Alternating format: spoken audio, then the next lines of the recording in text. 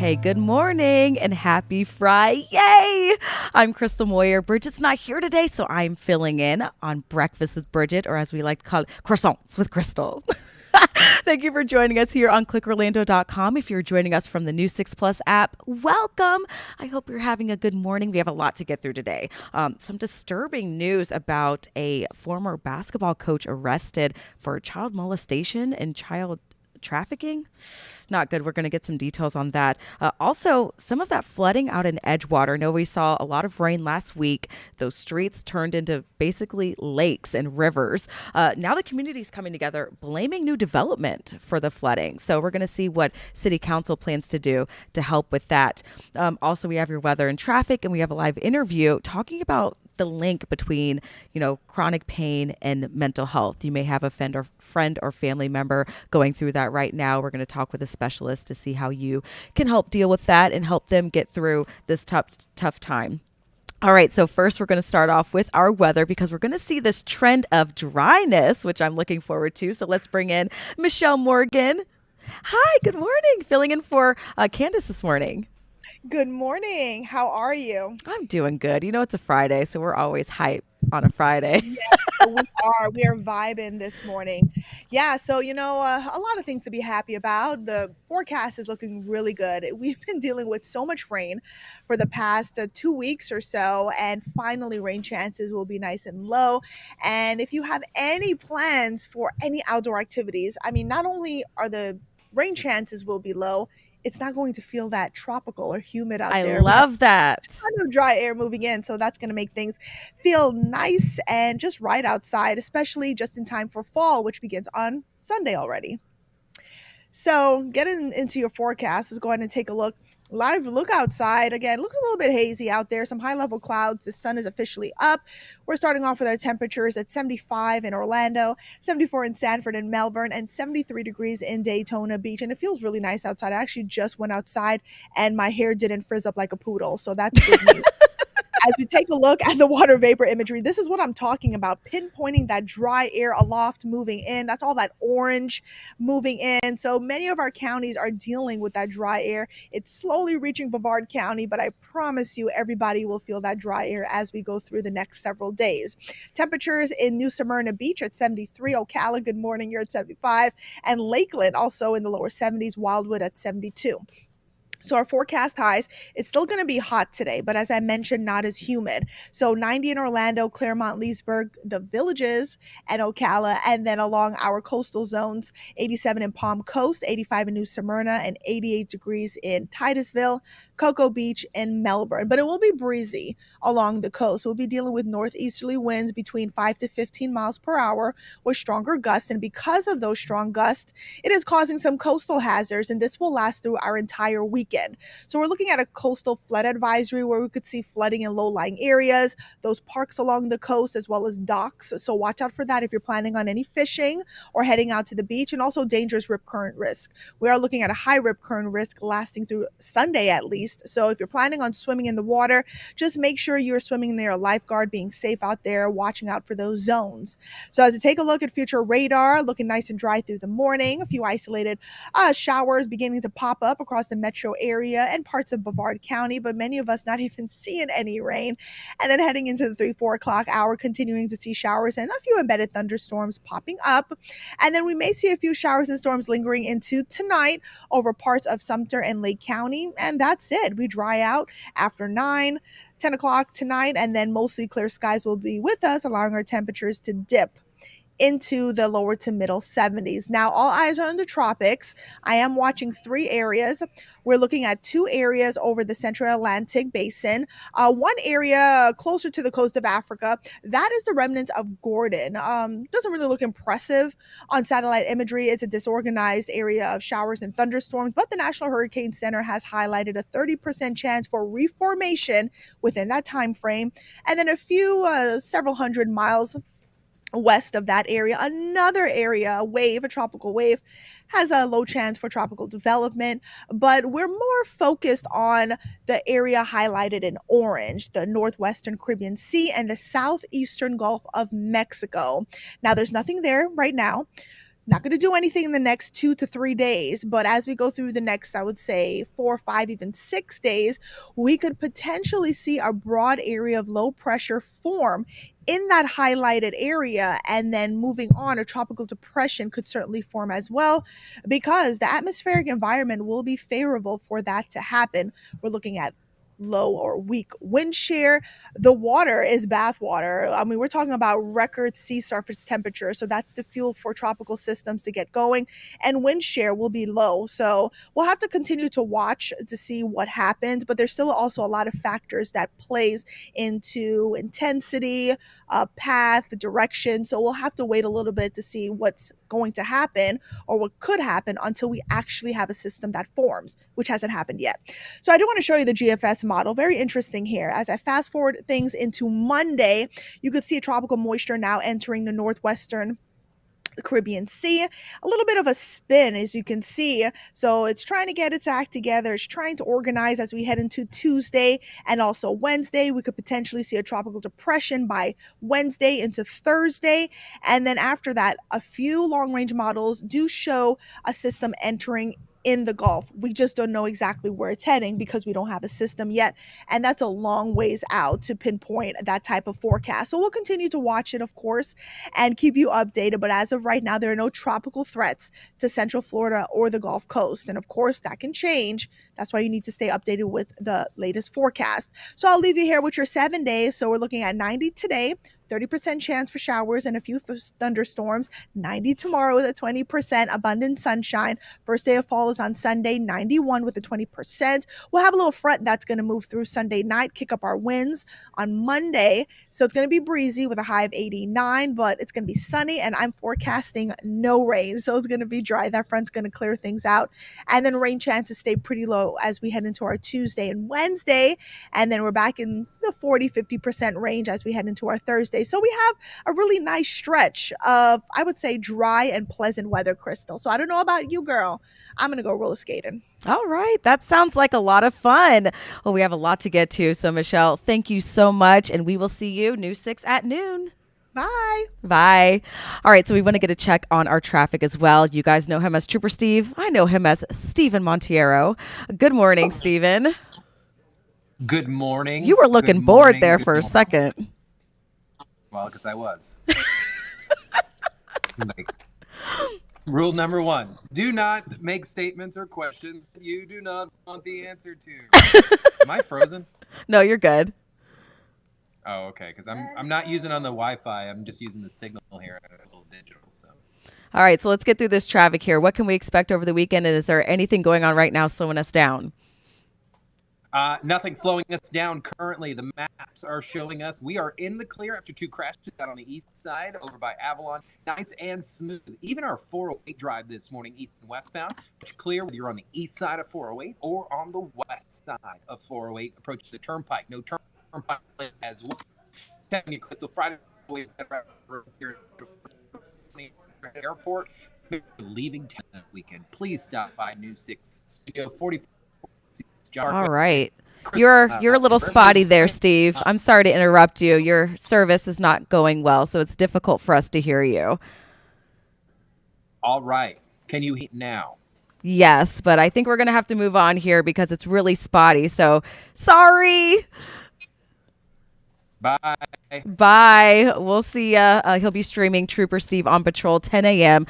Talking about, why speed limits change in different areas. So you'll want to tune in, clickorlando.com, and of course our News 6 Plus app for that. Sorry about that. The service is not too well in there in the studio for him and his cell phone. But moving on to some serious news here is because there is a very disturbing story out of Marion County. A former basketball coach from the Boys and Girls Club was arrested a few days ago after he was accused of molesting children. And his name is actually 58-year-old Carl Lombardo. This is video from that arrest that happened on Wednesday. According to deputies, he would invite teens to his home to stay the night and then molest them. In at least one case, investigators say he actually offered money, $5,000 to parents to let him keep their child. And that's just awful. According to the arrest report, Lombardi told detectives that he was trying to save the children from abuse, and they're asking anyone with any information or if they may be a victim to call the Marion County Sheriff's Office because they believe more kids may have been involved in this. So we'll keep an eye on this case and let you know what happens and any updates on that. And obviously, many parts of our area have been seeing some flooding issues, but one in particular in Edgewater, they will be filling city council chambers on a meeting to try to figure out how to deal with some of the bad flooding in Florida shores. Now, last weekend, we saw several days worth of rain, and we're going to show you some video here in just a moment, but the area was hit hard, causing streets to turn into rivers. So News 6's Ezzy Castro is explaining what is to blame here. A lot of the residents blaming new development, so they're trying to get to the city to figure out how they could fix this issue. Nearly a week after an Edgewater neighborhood went underwater, the mayor here says the city is hosting a special meeting tonight to address flood concerns. He says some areas in the city received up to 7 inches of rain, which caused major flooding, especially in the Florida Shores neighborhood. Well, it's always a precautionary measure. You know, we have residents that do flood here. We had terrible flooding during Hurricane Ian and last Saturday.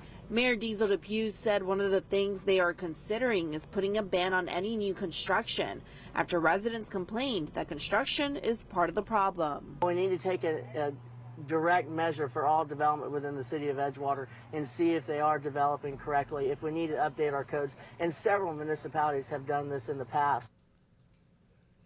And that's News 6's Ezzy Castro. Of course, we're going to keep an eye on what happens during that meeting and see if they do put a moratorium on new developments in that Edgewater area to help prevent some of that flooding from happening. And of course, you can get an update on that story anytime you want on clickorlando.com. We have the article there for you. All right, we're going to take a short break and we'll be right back. Welcome back to Breakfast with Bridgett. I'm Crystal Moyer filling in. She is off today on this Friday, September 20th, 2024. So this is a topic that many probably don't mention much or discuss. And we're talking about chronic pain leading to mental illness. You may have a family or friend that's dealing with that right now. So we have a live chat here with Dr. Nicole Wilson. She's an orthopedic sports medicine specialist. To tell us a little bit about this link between the two. Good morning. How are you doing, Dr. Wilson? Good morning. Thank you so much for having me today. Of course. So when we're thinking about chronic pain, we're thinking about injuries that people have and trying to deal with that pain on a day-to-day basis. What is that link here with mental illness? So with chronic pain, that sometimes can incite feelings of hopelessness. We can have the impacts of pain in our sleep, nutrition, and also activities. And so it definitely has a really close link to both quality of life as well as recovery from these conditions.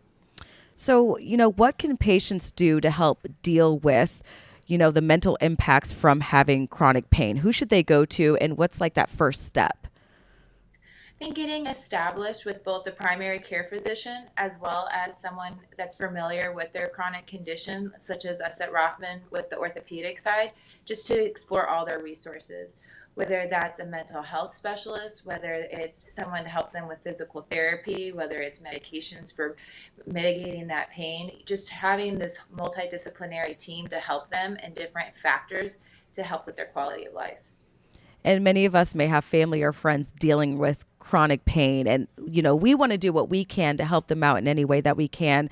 What are some of the signs and symptoms that we can look out for? And how can we help those dealing with chronic pain and mental illness?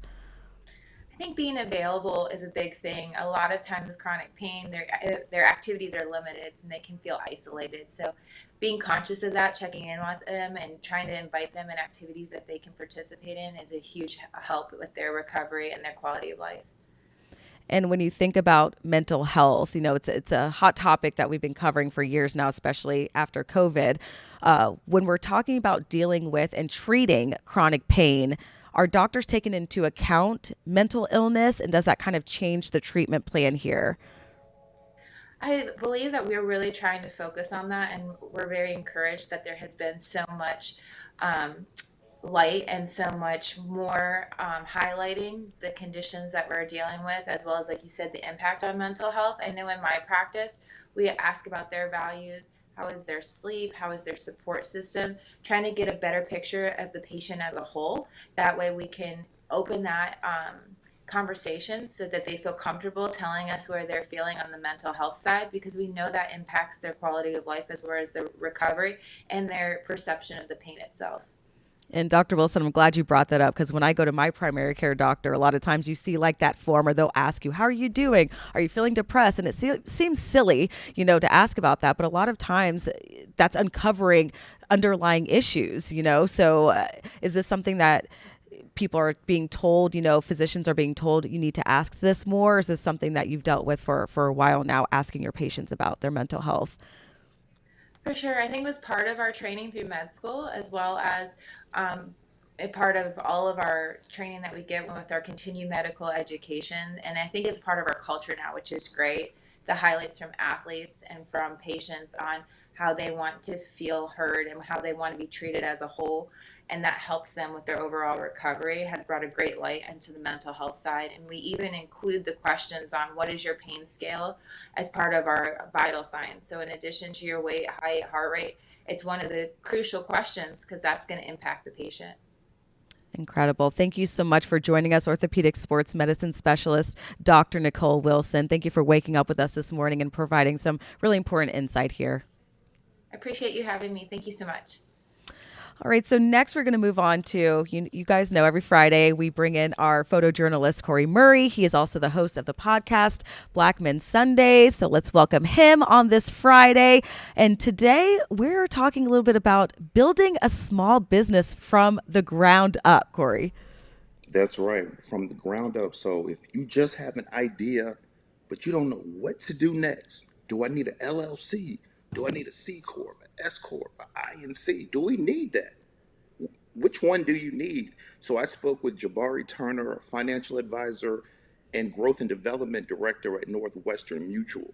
So like I asked all my guests on the first question, our show is about generational wealth, mental health, finance, and business. So I asked them, what's the best way to build generational wealth? Let's roll that. Whole life insurance long term is a nice way to be able to pass on wealth from generation to generation, right? There's a stat in my office in particular, my firm in Chicago, we have like $50 billion of death benefit in the Chicagoland area. Only $2 billion of it is in the Black community. So there'll be a $50 billion wealth transfer that'll happen over the next, 20 to 30 years. And imagine, right? Like for my kids, right? Something happens to me, my wife and my children are going to get a $3 million check from Northwestern Mutual tax-free. And that's going to set them up to be able to go out and get their first house, right? And to be able to invest and to be able to grow their wealth, but then also be able to get their grandchildren's houses and build from there, right? And so that's at the core, easy way to be able to put something in place that you can pass from generation to generation, right? And it's just a mindset. Like I find working in other communities, it's a checklist. They know when they graduate college, they got to make sure they buy some life insurance. For us, it's like working an uphill to teach why that's important, because it's not just about like leaving the money behind. It is about creating some of that generational wealth. That's right. And he's talking about whole life insurance. Like I said, I asked him, we've had guests come on and say, buy properties and, invest in the stocks, invest in crypto. This brother came out the gate and said, invest in whole life insurance. So on this show, we talk about the differences between term and whole life insurance. Now, getting back to the small business aspect of it, what if you set your business up, you want to set up a self-employed retirement plan? So he said, you can set up a SEP. I said, a SEP? He said, yep. Let's roll that soundbite. I would look at a vehicle called a SEP IRA. It's capital SEP. Not super familiar with it, but that one you can save $69,000 a year into it. But it's really like 25% of your reported income, right? So if you report 100,000, you can put 25,000 in there. The max limit is the 69. But similar to how like a 401k, you can deduct, your contributions from your overall income and get a tax deduction. Same kind of situation with the SEP. You can deduct 20% of your contributions from your overall tax.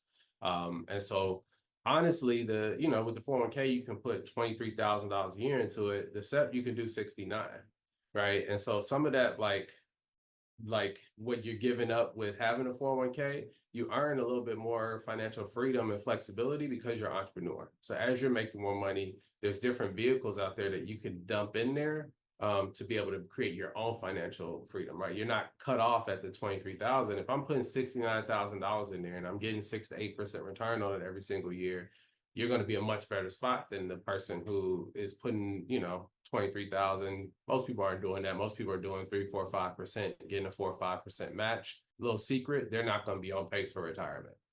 You'll be further ahead than the person who feels like they have that safety net of putting the 4% in every single year because you're putting a little bit extra in. And then it opens up the world of you being able to do a Roth IRA or backdoor Roth IRA to, save a little bit extra as well. What in the world is a Yeah. SIP? Yeah, exactly. He just told you. I had to Google it. It's a simplified employee pension plan. So it's, an individual retirement account that you can establish. So I learned something new today. Thank you so much, Corey. And where can we Definitely. find your podcast, Black Men Sundays? Yes, you could check us out this Sunday at midnight, all podcast platforms. You can check us out on clickorlando.com/Black Men Sundays. We have an article that'll come up around noon on Sunday. This show is full of gems. I just gave you guys 2 big gems. This show is full of gems. Black Men Sundays. I'm really excited to have Jabari Turner from the Windy City of Chicago. Gave us some information. We learned what a SEP IRA was. I didn't know what a SEP was. We learned about what infinite banking is. We're talking about the benefits of term and whole life insurance. We're also, like I said, initially, if you're starting a business from scratch and you just have an idea, listen to the show. We're going to get you set up. Awesome. Thank you so much. Looking forward to it. Thanks, Corey. See you at work. See you at work. Thank you. Take care. All right, so here at News 6, we love getting results. That's why we love what we do, helping the community out in any way that we can using our platform. So we did hit the road to Melbourne, and I had the honor and pleasure of volunteering over at the South Brevard Sharing Center. We had a group of us here from News 6 go out there, and we sorted food over at the food pantry. We found out they need some help from us. Take a look. So this organization sees so many people at once that we have to constantly be recycling and replenishing all the produce here because these peppers, the fruits, the carrots, everything, as soon as we put it here, it's going out the door. News 6 staff, including investigator Eric Sandoval, anchor Ginger Gadsden, and I spent hours sorting produce and other donated food items at the South Brevard Sharing Center in Melbourne. Executive Director Pamela Huffman says the need for food assistance is greater than some may think. Since COVID, we've seen a huge increase, especially for people coming to our food pantry, upwards of 60% increase. With the inflation that everybody's experiencing, people are finding it harder and harder to pay their bills. And oftentimes the first thing that they're trying to cut back on is food. The Sharing Center providing families in need with food items to cover meals like eggs, milk, canned goods, pasta, and meat. When these eggs first arrived here, they really faced what is a big issue here. They don't have enough refrigerators. So the eggs were great. It's a great donation, but they literally don't have the refrigeration space to put them. There are days that it is tough. There are days that we wish that we could do so much more. The South Brevard Sharing Center was founded in 1971, getting results for hundreds of families every day. But it's more than just a food pantry. It provides other critical services from rental assistance to emergency medical assistance, even workforce training. Our case managers and resource specialists are here to help provide connections to other community resources. Sometimes it's just to listen to them and to offer them that hope that they need, that they can get through whatever struggle that they might be going through that day. We cover nonprofits and service organizations all the time, but getting in there and volunteering at the South Brevard Sharing Center really gave me new perspective on the need for centers like this. They do so much for our neighbors, and now they need our help.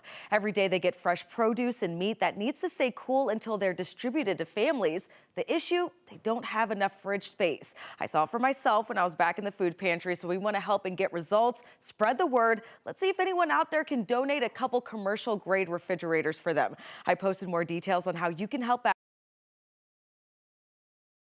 We are hitting the road. If you would like to help out the South Brevard Sharing Center and you maybe know someone or would like to help donate a commercial grade fridge, they need it so much. Just head to clickorlando.com/insider. I have the information there on who you can reach out to. And next we'll be hitting the road to Pine Hills. And we want to know what you want us to cover. If you can head to clickorlando.com/hitstheroad, you can let us know what we need to check out there. And I'm going to leave you with this. Insiders, you can win some free tickets to Hollow Scream at SeaWorld. Just head to clickorlando.com/insider. You could see the article there. Just put in the information in the survey, and we're going to pick a couple of winners at the end of the month. Well, thank you so much for joining us for Breakfast with Bridgett. I'm Crystal Moyer filling in, and we will see you later. Have a good one.